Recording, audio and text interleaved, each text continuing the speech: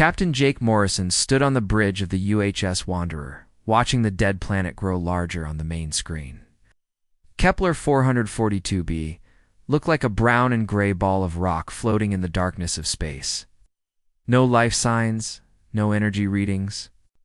Nothing but dust and old ruins scattered across its surface. "Take us into orbit, Pete," Jake said to his communications officer. Pete Rodriguez nodded and worked at his control panel. The ship moved smoothly toward the planet. Dr. Lisa Park walked onto the bridge carrying her tablet computer. She was the ship's expert on alien cultures and old civilizations. "Captain, the scans show some interesting structures down there. They look really old, maybe thousands of years." Jake studied the images on Lisa's tablet. The structures were huge and made of some kind of dark metal that didn't match anything in their databases. "Any idea who built them?" "Not yet, but I want to get down there and take a look. This could be the discovery we've been hoping for." The Wanderer had been exploring this part of the galaxy for 6 months, looking for signs of alien civilizations. They had found plenty of dead worlds and empty space stations, but nothing that could tell them much about the species that once lived here. "All right, Lisa, take a team down and see what you can find. Pete, try to contact any ships in the area. Let them know we're here on a peaceful mission." Pete worked at his station for several minutes, then shook his head. "Nothing, Captain." "Number. Response to our signals. It's like this whole sector is empty." That was strange. The star charts showed this area should have been busy with trade routes and mining operations. Jake had expected to see at least a few cargo ships or patrol vessels. By now, Lisa and her team took a shuttle down to the planet's surface. The ruins were even more impressive up close. The buildings were made of smooth black metal that seemed to absorb light. Strange symbols covered the walls, and in the center of the main structure was a large doorway that led underground. "Ah, is incredible," Lisa said into her radio. "The architecture is unlike anything we've seen before. The symbols look like some kind of writing system." Jake's voice came back through the static. "Any signs of who built it?" "Not yet, but I'm finding some interesting things. There's a chamber down here filled with what looks like data storage. Devices. If we can figure out how to access them, we might learn something about this civilization." Lisa and her team worked for hours, carefully documenting everything they found. The data storage devices were crystal formations that glowed softly when touched. After some experimentation, Lisa managed to activate one of them. Images and text appeared in the air above the crystal like a three-dimensional movie. "Captain, you need to see this. I'm sending the images up to the ship." Jake watched the transmission on the bridge's main screen. The images showed a vast empire spanning hundreds of star systems. Ships moved between planets, carrying goods and passengers. Cities floated in space, connected by bridges of light. It was beautiful and advanced beyond anything humans had achieved. "This must be the Zephyrian Empire," Lisa said. "I've heard stories about them, but most people thought they were just legends. They supposedly ruled half the galaxy before they disappeared." The images continued to play, showing the empire at its peak. Then something changed. The pictures became darker and more frightening. Cities were abandoned, ships drifted empty through space, and the few remaining Zephyrians looked scared and desperate. Pete asked. Lisa kept working with the crystal storage devices, trying to find more information. After Another hour, she discovered what appeared to be the final records of the Empire. "I'm finding entries from someone called Emperor Vashtar. These seem to be his personal logs from the last days of the Empire." Jake leaned forward in his chair. "What did they say?" Lisa's voice was quiet as she translated the alien text. "He talks about something called the Great Silence. It sounds like their entire civilization just stopped communicating with each other. Ships stopped reporting in, colonies went dark, and no one knew why." Records continued, and Lisa found more disturbing entries. The Emperor wrote about a discoveries people had made, something so terrible that it had changed everything. He mentioned the humans several times, always with what seemed like fear or respect. "Captain, listen to this entry," it says. "We have learned the truth about the humans. They must never know what they really are. Must be made absolute across all known space. No species shall harm a human. The alternative is extinction." Jake felt a chill run down his spine. What does that mean? I don't know, but there's more. The last entry just says, "The rule is now law." All species have agreed. The humans must be protected from the truth. And we must be protected from the humans. While Lisa was exploring the ruins, Pete was having his own strange experiences on the ship. Every time he tried to contact other vessels in the area, something odd happened. Ships that had been approaching the Wanderer would suddenly change course and leave at high speed. Trade convoys that were responding to their signals would go silent without explanation. "Captain, something's not right out here. I've detected 17 different ships in the past 4 hours, but none of them will talk to us. As soon as they identify us as human, they run away." Jake frowned. This wasn't the first time they had encountered this behavior. Over the past few months, they had noticed that alien species seemed reluctant to deal with humans. Trade negotiations would be canceled at the last minute. Diplomatic meetings would be postponed indefinitely. And even friendly species like the Altarians would find excuses to avoid contact. Try contacting the Altarian Republic. They've always been willing to talk to us before. Pete worked at his station for several minutes. Finally, a response came through. The voice was nervous and formal. "Us, Wanderer. This is Ambassador Catherine of the Altarian Republic. Cannot meet with your delegation at this time, Ambassador. This is Captain Morrison. We're on a peaceful exploration mission. We'd like to discuss trade opportunities and cultural exchange." There was a long pause before the ambassador responded. "Captain Morrison, with all due respect to your species, the rule exists for good reason. Some knowledge is too dangerous. We suggest you return to Earth space immediately." The transmission ended before Jake could ask any more questions. Lisa's voice came over the radio from the planet's surface. "Captain, I found something else down here. There's a hidden chamber behind the main archive. The entrance was sealed, but we managed to get it open. What's inside? Just one thing. A single crystal that contains what looks like a recording.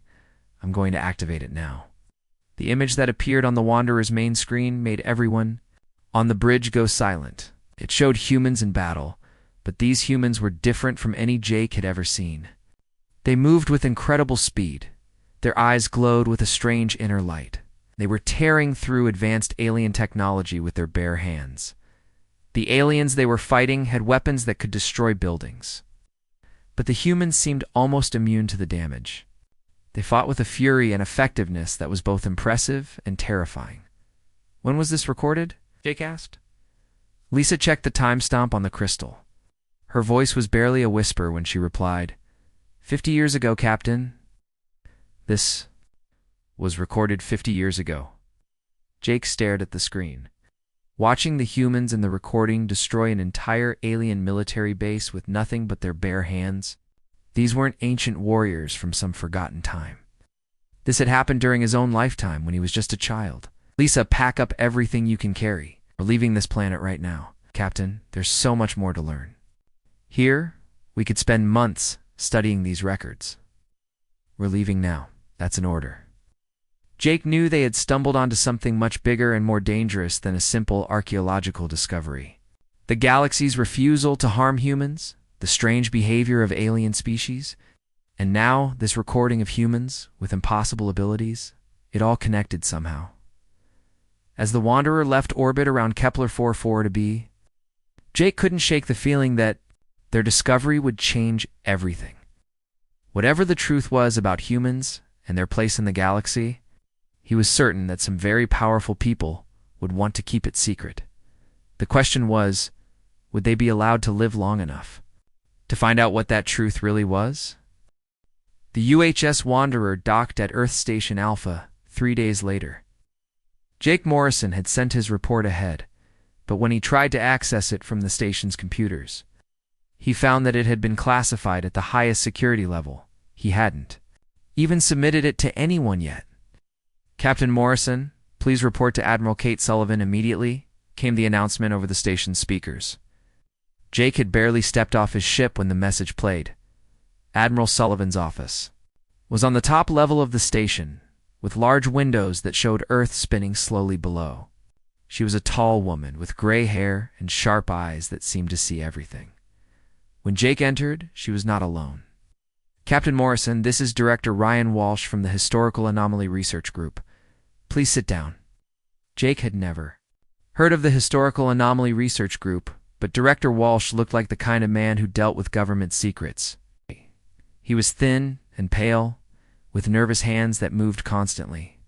Captain, we need to talk about what you found on Kepler 440b, Walsh said without introduction. Your crew and all materials from that mission are now under federal protection. Protection from what? Jake asked. From people who might not understand how dangerous this information could be, Admiral Sullivan replied. Captain, you and your crew have stumbled onto something that could change everything we know about humanity's place in the galaxy. Jake felt anger rising in his chest. Admiral, my crew deserves to know what's happening. We risked our lives to make this discovery. Leaned forward. Captain, similar discoveries have been made 17 times in the past 30 years. Each time the evidence pointed to the same impossible conclusion. Humans, with abilities that current science says are impossible, fighting in conflicts that officially never happened. Before Jake could respond, security officers entered the room. Your crew is being moved to a secure facility for debriefing. This is for their own safety, Captain. Jake stood up quickly. You can't just lock up my people. They haven't done anything wrong. We're not locking them up, Sullivan said. We're protecting them. We're protecting everyone else from information that could start a panic. The secure facility was located in the mountains of Colorado, far from any major cities. It looked like a research station, but Jake could see the armed guards and high security fences. His crew was housed in comfortable rooms, but they were not allowed to leave or contact anyone outside. Dr. Lisa Park was taken to a laboratory where she could continue studying the crystal data storage devices they had brought back. She was joined by a team of government scientists who had been working on similar artifacts for years. Dr. Parkham, Dr. Susan Clark, said, a woman with short brown hair and tired eyes. I've been studying human genetics for the past 15 years, specifically looking for anomalies that might explain some of the things we've discovered. Lisa looked around the laboratory. It was filled with alien technology and human genetic samples. What kind of anomalies?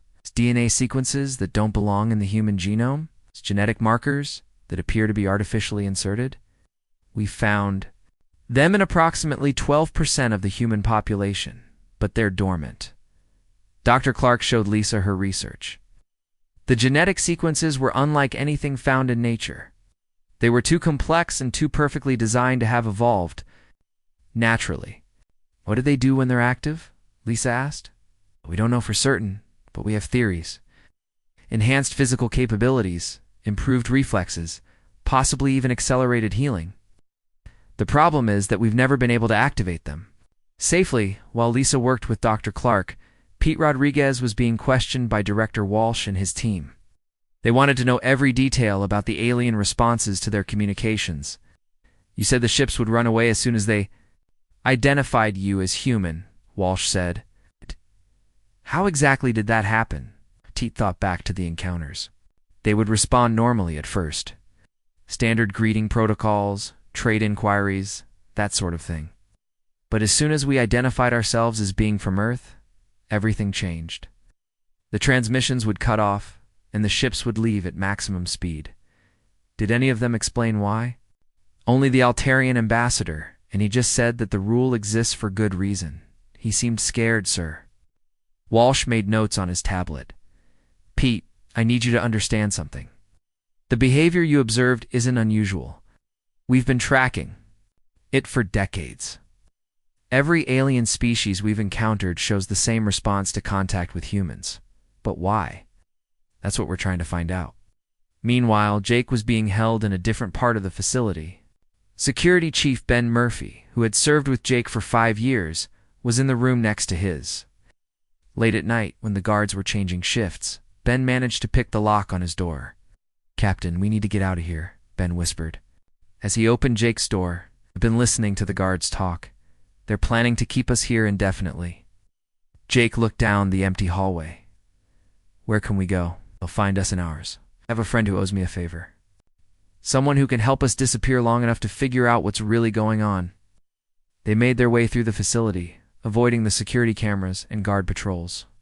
Ben had studied the building's layout during their 3 days of captivity, and he knew where the weak points were. They escaped through a maintenance tunnel that led to the outside fence. From there, they hiked through the mountains until they reached a small town where Ben's friend was waiting with a car.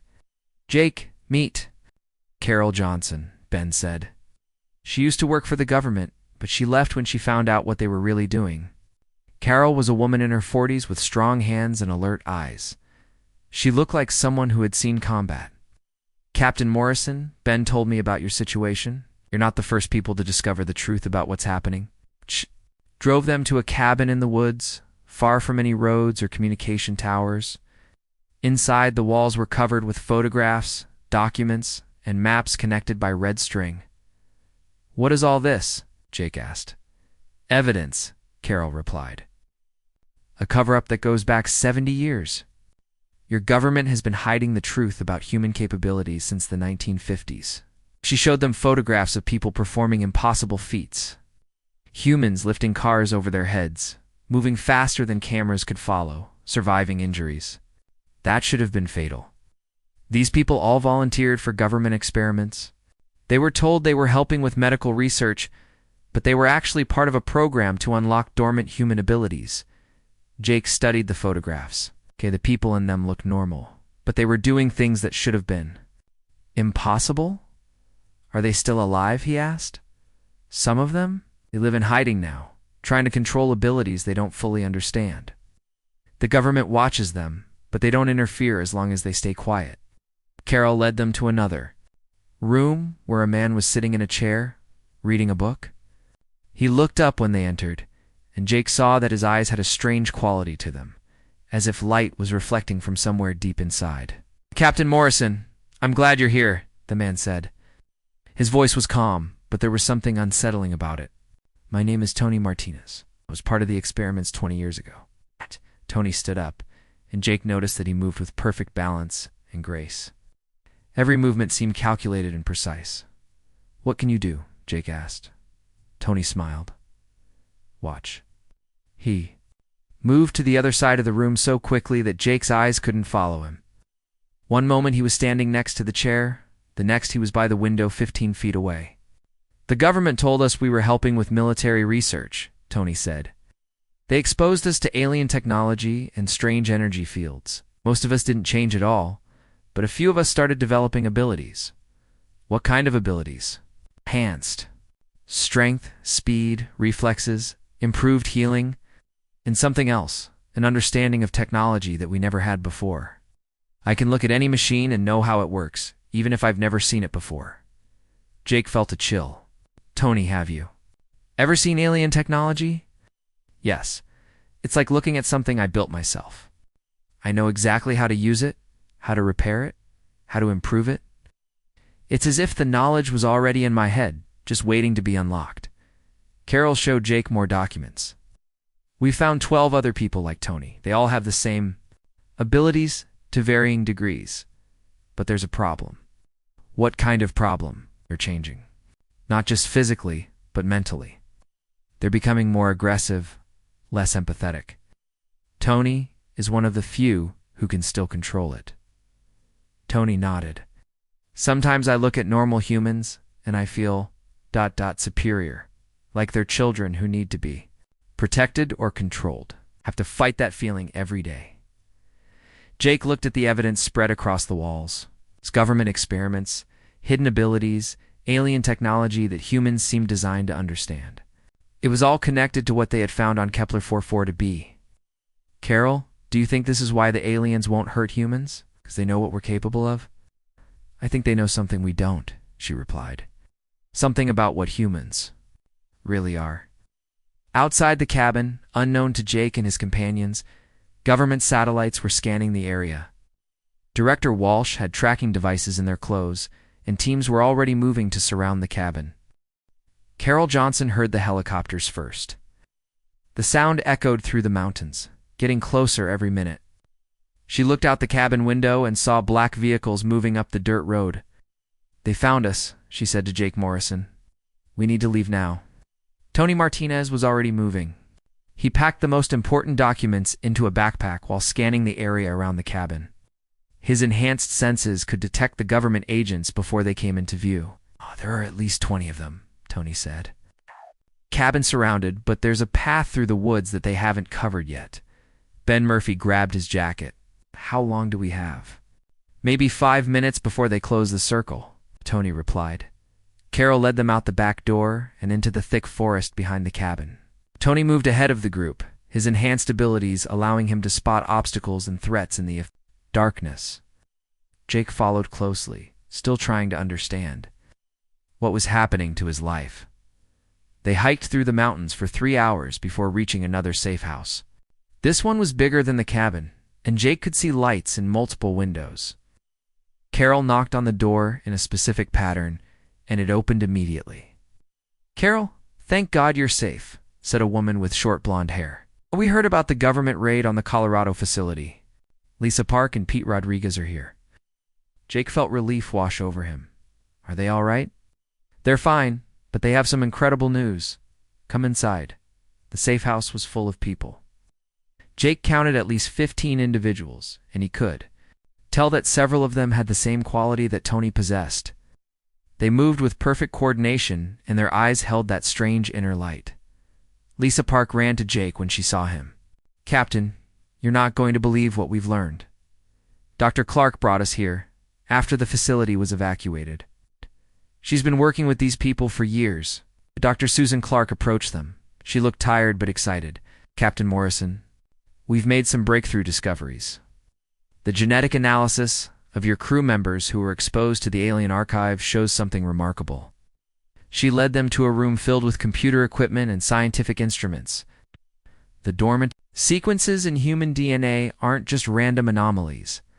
They're a complete genetic program designed by someone with technology far beyond our current capabilities." Jake looked at the genetic charts displayed on the computer screens. "Designed by who?" "We don't know yet, but we know when. The genetic modifications were made approximately 4 million years ago, which coincides with a major gap in the human evolutionary record." Tony joined the conversation. "Dr. Clark, show them what we discovered about the awakening process." Dr. Clark brought up a new set of data. When humans are exposed to certain types of stress, combined with specific energy frequencies, the dormant genetic sequences activate. This is what happened to Tony and the others during the government experiments. "What kind of stress?" Jake asked. "Life-threatening situations, usually involving contact with alien technology. The combination seems to trigger an evolutionary response that was programmed into our DNA millions of years ago." Carol stepped forward. "Captain, we need to tell you something else. 50 years ago, there was a first contact event that the government has kept completely secret. A hostile alien species called the Devourers attacked a human colony." Jake remembered the recording they had found on Kepler 4 to be the humans in that recording. They were fighting the Devourers. Yes, the attack triggered the awakening in several colonists. They fought back with abilities no one knew humans possessed. The Devourers were completely destroyed, but the awakened humans... ... Quotes. Carol paused. "What happened to them?" Tony answered. "They couldn't control what they had become. The awakening changed them mentally as well as physically. They started viewing regular humans as inferior beings. Some of them had to be stopped by force." Dr. Clark showed Jake's video recordings from the government archives. The awakened humans from 50 years ago moved like Tony, but their eyes were different. There was no humanity left in them, only cold calculation and aggression. "The government has been trying to find a way to control the awakening process ever since," Dr. Clark explained. "They want the abilities without the mental changes." Jake studied the faces of the people around him. "How many of you are awakened?" 12 of us, said a man Jake hadn't met before. "I'm Dan Roberts. I was awakened 3 years ago during a lab accident involving alien technology." The others have similar stories. Dan moved to demonstrate his abilities. He picked up a metal table that should have weighed at least 200 pounds and lifted it over his head with one hand. Then he set it down and touched a piece of alien technology that Dr. Clark had been studying. "This device is a communication array," Dan said immediately. It can send messages across galactic distances by using quantum entanglement principles. It needs a power source that generates at least 50,000 watts, and it has to be calibrated to specific frequency bands. Jake stared at him. How do you know that? I don't know how I know. Information just appears in my mind when I touch alien technology. It's like remembering something I learned years ago, but I know I never studied it. Lisa Park had been working with the alien crystals they had brought back from Kepler 404 to B. Captain, I think I know why this is happening. The genetic modifications weren't just about physical abilities, they included knowledge storage as well. Sure. She showed him her analysis of the crystal data. The Zephyrian records mentioned something called the Architects. They were an ancient species that created biological weapons to fight something called the Void Entities. Biological weapons, enhanced beings that could adapt to any environment and defeat any enemy. The records suggest that humans were one of these weapons, but something went wrong. Dr. Clark joined the conversation. If Lisa is right, then the knowledge that the awakened humans possess isn't learned, it's inherited. The Architects programmed their biological weapons with all the information they would need to fight effectively. Jake felt a chill run down his spine. You're saying that humans were designed to be weapons? Living weapons, Tony corrected. Weapons that could think and adapt and improve themselves. But weapons nonetheless. The room was quiet for a moment as everyone considered the implications. Then Pete Rodriguez, who had been listening quietly, spoke up. If we're weapons, then who were we supposed to fight? Lisa pulled up more data from the Zephyrian crystals. According to these records, the Void Entities were beings from another dimension. They consumed entire civilizations, turning planets into empty space. Normal weapons couldn't hurt them, but enhanced humans could. The records say that the biological weapons were successful. The Void Entities were defeated. But then, Lisa paused, reading more of the translation. What happened then? The weapons turned on their creators. The enhanced humans couldn't be controlled or reasoned with. They destroyed the Architects, and then began systematically eliminating every advanced civilization in the galaxy. Jake looked around the room at the awakened humans. They seemed normal, but he could see the potential for violence in their perfect movements and calculating eyes. The Zephyrian Empire was one of the last civilizations to fall, Lisa continued. But before they were destroyed, they found a way to create a genetic suppression virus. It didn't kill the enhanced humans, but it locked away their abilities and erased their memories. And then they put the suppressed humans on Earth, Jake said, understanding now. At the edge of the galaxy, as far from other civilizations as possible, the surviving species created the rule about not harming humans, because they were terrified that any aggression might trigger the awakening again. Tony nodded grimly, which is exactly what's happening now. The more humans learn about our true nature, the more of us are awakening. Each awakening makes it easier for others to change. Dr. Clark showed Jake her latest research. The genetic suppression is breaking down. We estimate that within the next 10 years, the awakening will spread to millions of humans, maybe more. Can it be stopped? We don't know. But Captain, there's something else you need to understand. The government isn't the only group that knows about this. We've detected alien fleets gathering at the edge of the solar system. Jake felt the weight of the situation crushing down on him. They're planning to stop us before we can awaken completely. Carol nodded. The same way they stopped the Zephyrian Empire. Complete destruction. Outside the safe house, satellite arrays around the world were detecting the approach of massive alien vessels. In government facilities, emergency protocols were being activated. And in the mountains of Colorado, a small group of humans was learning that their species stood at the crossroads between evolution and extinction. The question was no longer what humans were capable of becoming. The question was whether they would be allowed to survive long enough to make that choice for themselves. Jake Morrison woke up to the sound of alarms. Red lights flashed throughout the safe house, and he could hear people running in the hallways. He quickly got dressed and found Carol Johnson in the main room, staring at multiple computer screens. Happening? Jake asked. The alien fleets have moved closer to Earth. They're not hiding anymore, Carol replied. Her face was pale with worry. And that's not the worst news. Tony Martinez walked into the room. His movements were faster than before, and his eyes glowed brighter. Captain, something is happening to us. The awakened humans are changing more rapidly now. Jake looked around the room. The 12 awakened humans all seemed different from yesterday. They moved with perfect coordination, almost like they were connected somehow. When one of them turned to look at something, the others would turn in the same direction at exactly the same time. Are you all communicating with each other? Jake asked. Don Roberts answered, not exactly communicating. It's more like we're becoming parts of the same organism. You can sense what the others are thinking and feeling. Dr. Susan Clark hurried into the room carrying a tablet computer. The awakening process is accelerating.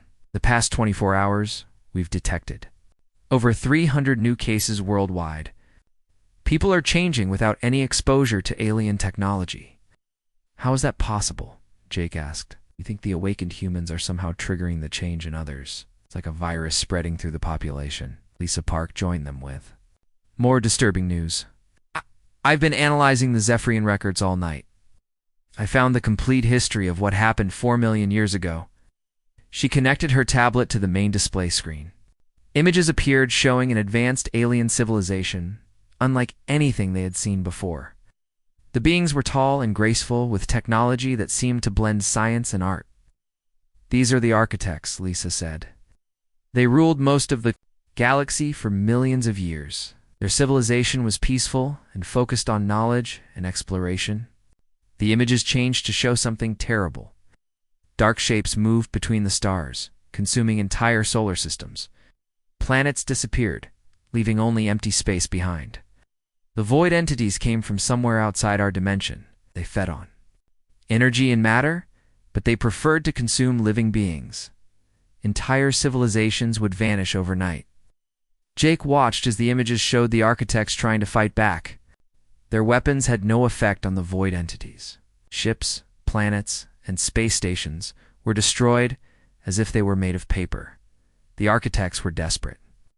They had lost half their empire in just a few years. So they created the ultimate biological weapon.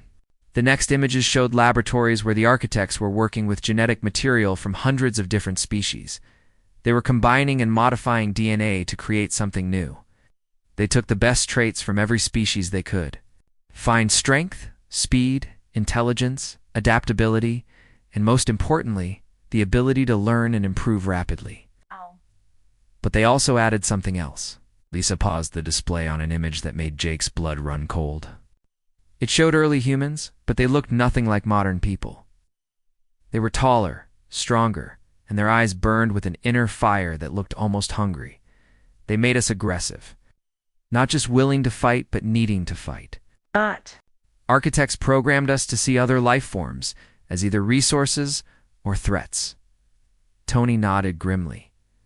I can feel it sometimes. When I look at regular humans, part of me wants to control them, to make them do what I think is best. That feeling constantly.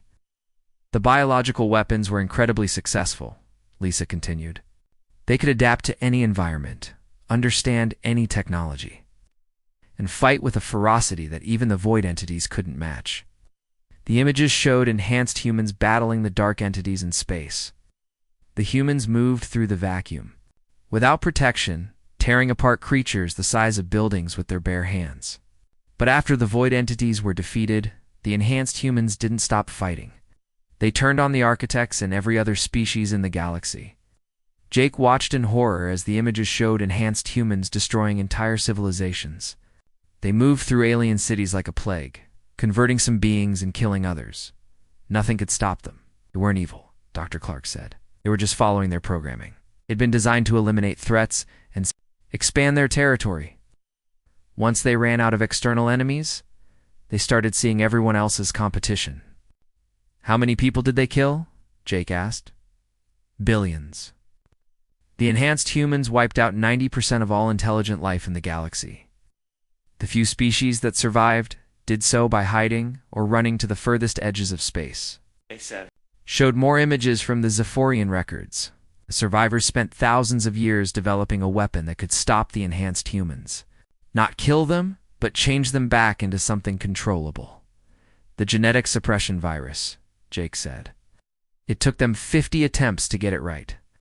The virus had to be complex enough to lock away the enhanced abilities without killing the wise humans, and it had to erase their memories so they wouldn't try to reverse the process.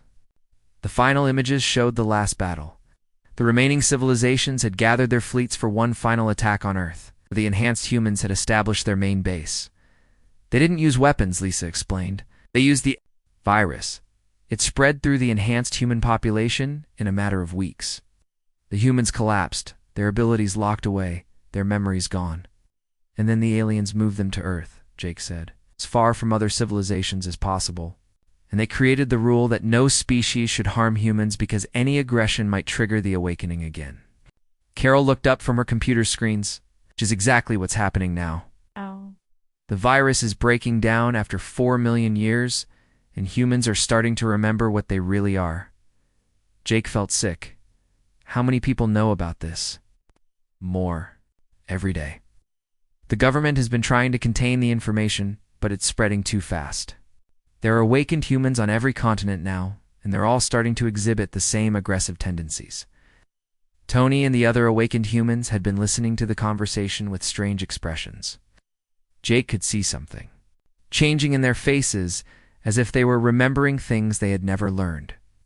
Captain Tony said, and his voice sounded different, more confident and commanding. We need to talk about what happens next. What do you mean? The knowledge is coming back to us. Not just about technology, but about strategy, about warfare, about how to build and control civilizations. How to fight the kind of war that lasts for centuries. Don Roberts stepped forward. We also remember why we fought that war.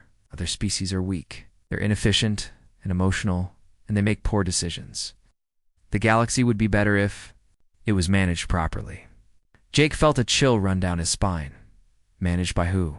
By us, Tony replied simply. We were designed to be the dominant species. It's not cruelty, Captain. It's just nature. Dr. Clark checked her tablet computer. The alien fleets are moving into attack position. They're not going to wait for the awakening to spread further. Carol's computers started receiving transmissions from around the world. Government facilities were reporting breakouts as awakened humans escaped from containment. Our military bases were going silent. As enhanced soldiers took control of weapons and equipment. How long do we have? Jake asked. The aliens are demanding a response within 6 hours, Carol replied.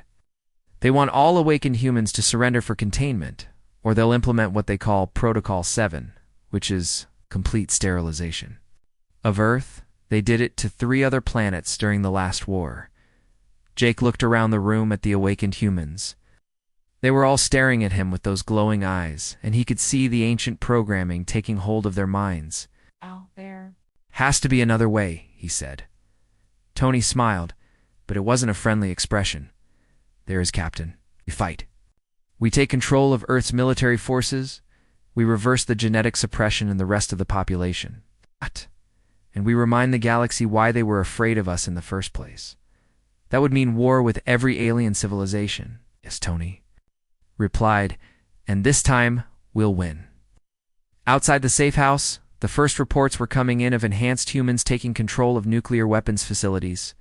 The awakening wasn't just spreading randomly anymore. It was being directed by some kind of collective intelligence that was growing stronger every hour. Jake realized that he was watching the birth of something that could either save humanity or destroy everything in the galaxy.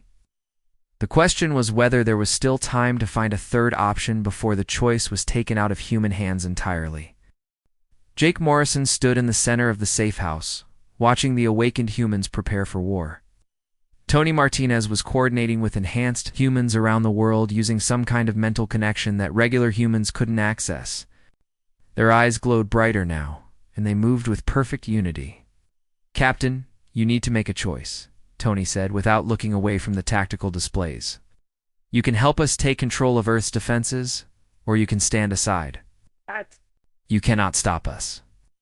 Jake looked at Carol Johnson and Dr. Susan Clark. They were both watching the awakened humans with fear and fascination. There has to be another way, Jake said. What other way? Don Roberts asked. The aliens are coming to destroy us.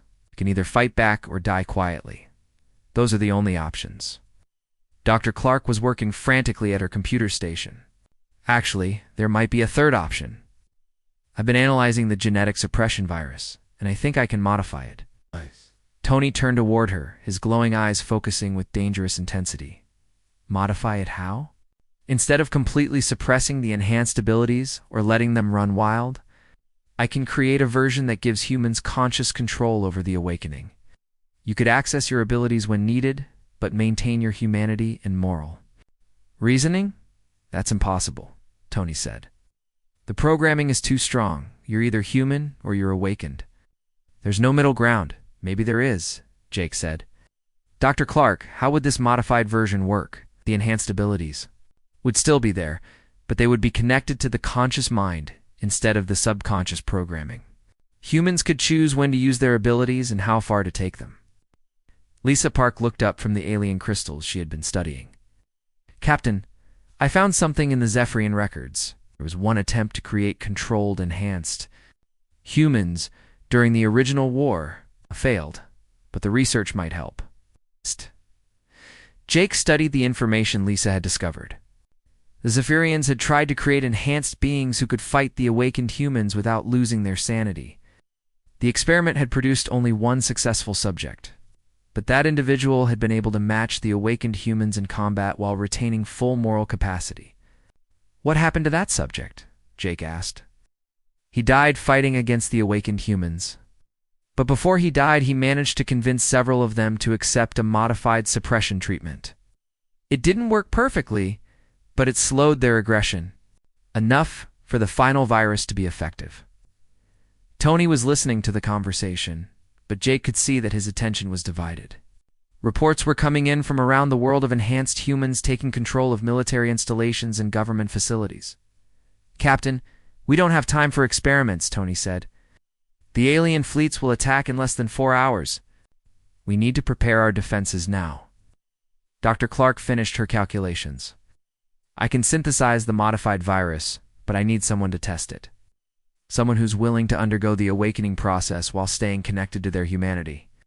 Jake looked around the room.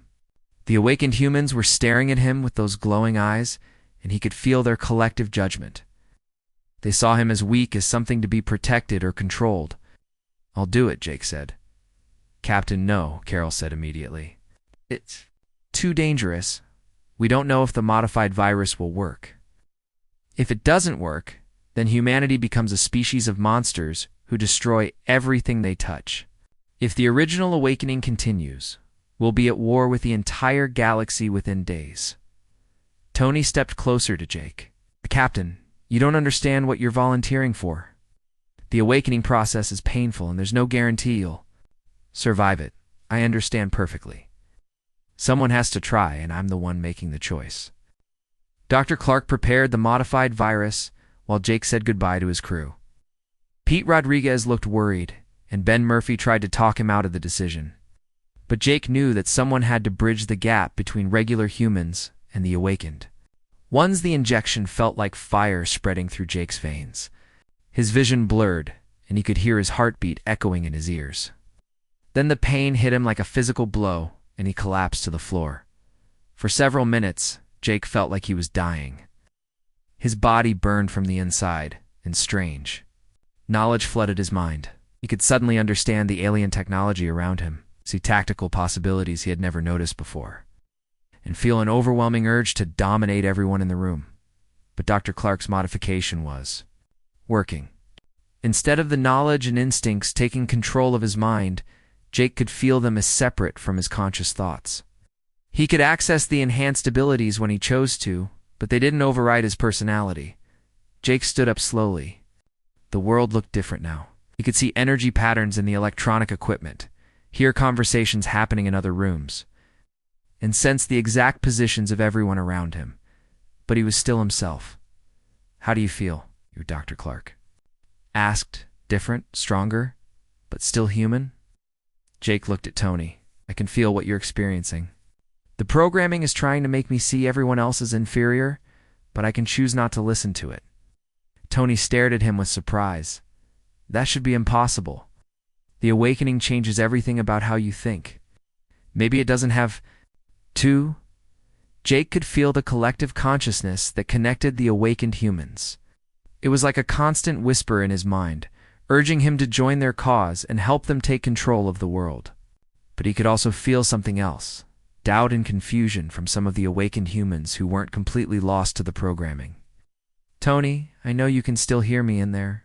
Part of you remembers what it was like to be human. Don't have to let the programming control you. It's too late for that, Captain. The awakening has already spread to thousands of people. Even if some of us wanted to change, the others wouldn't let us. Jake reached out with his enhanced senses and made contact with the collective consciousness.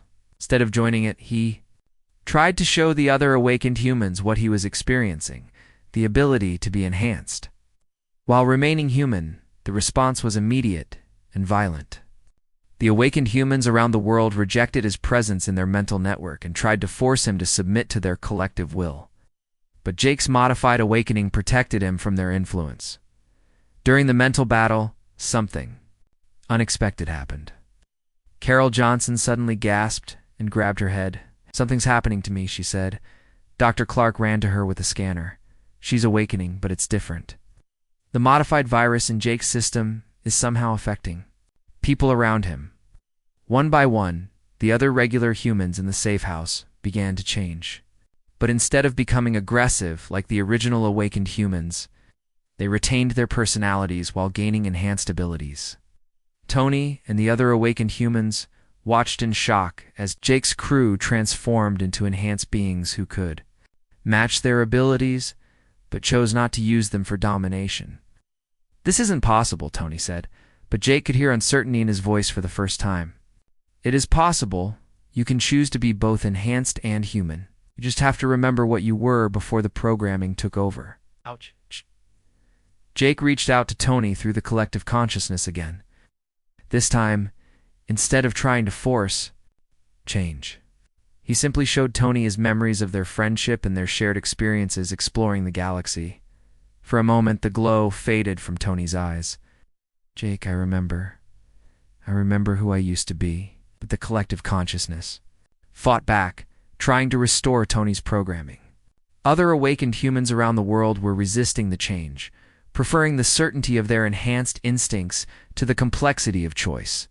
Outside, the alien fleets had reached Earth's orbital space. Admiral Zekdar of the Zephyrian Remnant sent a final transmission to the planet. "Humans of Earth, you have 1 hour to surrender all awakened individuals for containment. If you refuse, we will implement Protocol 7. We do not wish to destroy your species, but we cannot allow the awakened humans to spread beyond this world." Jake made his decision. Using his enhanced abilities, he commandeered every communication system on Earth and broadcast a message to both the aliens and the awakened humans. "This is Captain Jake Morrison of Earth. I'm offering a third option. We've developed a way to control the awakening process. Humans can access their enhanced abilities while maintaining their moral capacity. We don't have to choose between being weak or being monsters." He demonstrated by having the modified awakened humans work together to repair damaged alien technology that had been broken for years. They showed perfect coordination and incredible ability, but they also showed compassion and restraint. The response from the aliens was immediate. Impossible. Enhanced humans cannot be controlled. They can if they choose to control themselves. Jake challenged Admiral Zaktar to single combat. If Jake could prove that enhanced humans could fight without losing their humanity, the aliens would give Earth a chance to implement the modified awakening on a larger scale. The battle took place in orbit, above Earth. Jake fought with the speed and strength of an awakened human, but he also showed mercy when he had the opportunity to kill his opponent. He demonstrated that enhanced abilities didn't have to mean the loss of moral choice.